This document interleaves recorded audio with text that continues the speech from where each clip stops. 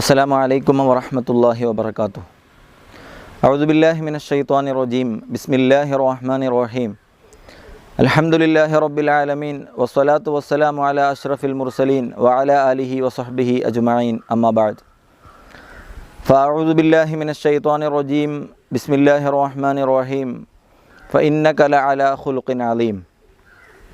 പ്രിയമുള്ള കൂട്ടുകാരെ, ഹബീബുന മുഹമ്മദ് റസൂലുള്ളാഹി സ്വല്ലല്ലാഹു അലൈഹി വസല്ലമ തങ്ങളെക്കുറിച്ച് അവിടുന്ന് ഉത്കൃഷ്ട സ്വഭാവത്തിനുടമയാണ് എന്ന് പ്രത്യേകമായി ഞാൻ നിങ്ങളെ പറഞ്ഞറിയിക്കേണ്ടതില്ലല്ലോ. പലയിടങ്ങളിൽ നിന്ന് പല സമയങ്ങളിലായി നമ്മൾ കേട്ടുകൊണ്ടിരിക്കുന്ന ഈ യാഥാർത്ഥ്യം പുതിയ കാലത്തെ മനഃശാസ്ത്ര വിദഗ്ധന്മാർ നബി സല്ലല്ലാഹു അലൈഹി വസല്ലമ തങ്ങളുടെ ജീവിതത്തിൻ്റെ യാത്രകളിൽ എന്തെല്ലാം മനഃശാസ്ത്രപരമായ കാര്യങ്ങളെ കണ്ടിട്ടുണ്ടായിരുന്നു എന്നതിനെക്കുറിച്ചുള്ള അന്വേഷണമാണ് നമ്മൾ നടത്താൻ ഉദ്ദേശിക്കുന്നത്.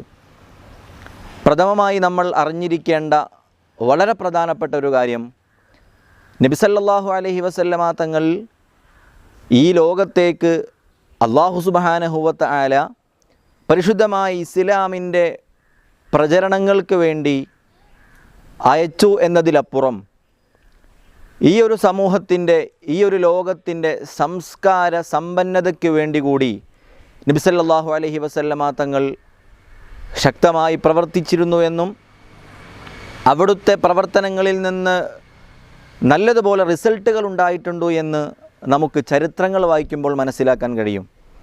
പരിശുദ്ധമായ ഖുർആനിലൂടെ കൂടുതലായൊന്നും സഞ്ചരിക്കാൻ ഞാൻ ഉദ്ദേശിക്കുന്നില്ല.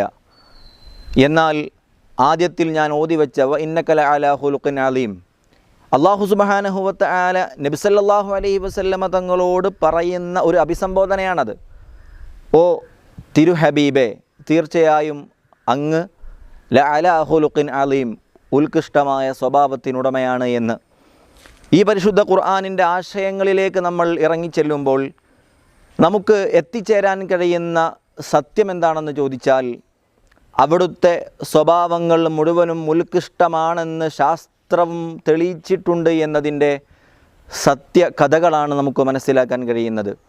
അതുകൊണ്ടാണല്ലോ ബഹുമാനപ്പെട്ട ഇമാം ബുസൂരി റളിയല്ലാഹു അൻഹു അവിടുത്തെ ബുർദയിൽ പറഞ്ഞു വെച്ചത്, ഫാഖൻ നബിയ്യീന ഫീ ഖൽഖിൻ വഫീ ഖുലുഖി വലം യുദാനുഹു ഫീ ഇൽമിൻ വലാ കറമി.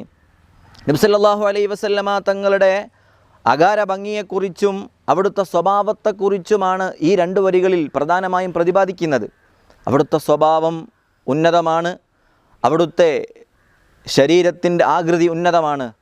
അതിൽ വളരെ പ്രധാനപ്പെട്ട നമ്മുടെ വിഷയത്തിനോട് ചേർന്ന് വന്ന ഖുലുഖ് എന്ന പദം ബഹുമാനപ്പെട്ട ഇമാം ബുസൂരി റളിയല്ലാഹു അൻഹു അവിടെ ഉപയോഗിച്ച് നമുക്ക് കാണാൻ കഴിയും.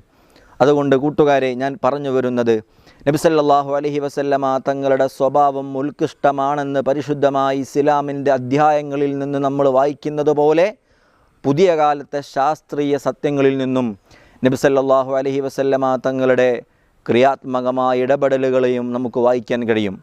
ഇൻഷാ അല്ലാഹ് അവിടുത്തെ ഓരോ ചരിത്രങ്ങൾ നമ്മൾ അവതരിപ്പിച്ച് ആ ചരിത്രങ്ങളിൽ നബി സല്ലല്ലാഹു അലൈഹി വസല്ലമ തങ്ങൾ അവിടുത്തെ അനുചരന്മാരോട്, അവിടുത്തെ ജനങ്ങളോട്, അവിടുത്തെ കുടുംബത്തോട്, അവിടുത്തെ മക്കളോട്, അവിടുത്തെ പേരക്കുട്ടികളോട്, ഓരോ ടീമിനോടും നബി സല്ലല്ലാഹു അലൈഹി വസല്ലമ തങ്ങൾ കാണിച്ച ചരിത്രങ്ങൾ അവതരിപ്പിച്ച് ആ ഓരോ ചരിത്രത്തിലെയും മനഃശാസ്ത്ര തത്വങ്ങളെ കുറിച്ചുകൂടെ നമുക്ക് ചർച്ച ചെയ്യാം എന്ന് തോന്നുന്നു. അല്ലാഹു സുബ്ഹാനഹു വ തആല നബി സല്ലല്ലാഹു അലൈഹി വസല്ലമ തങ്ങളെ കൊണ്ട് വിജയിച്ചവരെ കൂട്ടത്തിൽ നമ്മെ എല്ലാവരെയും ഉൾപ്പെടുത്തി അനുഗ്രഹിക്കുമാറാവട്ടെ എന്ന് പ്രാർത്ഥിച്ചുകൊണ്ട് വാഹിറു ദഅ്വാന അനിൽ ഹംദുലില്ലാഹി റബ്ബിൽ ആലമീൻ. അസ്സലാമു അലൈക്കും വറഹ്മത്തുള്ളാഹി വബറകാതുഹു.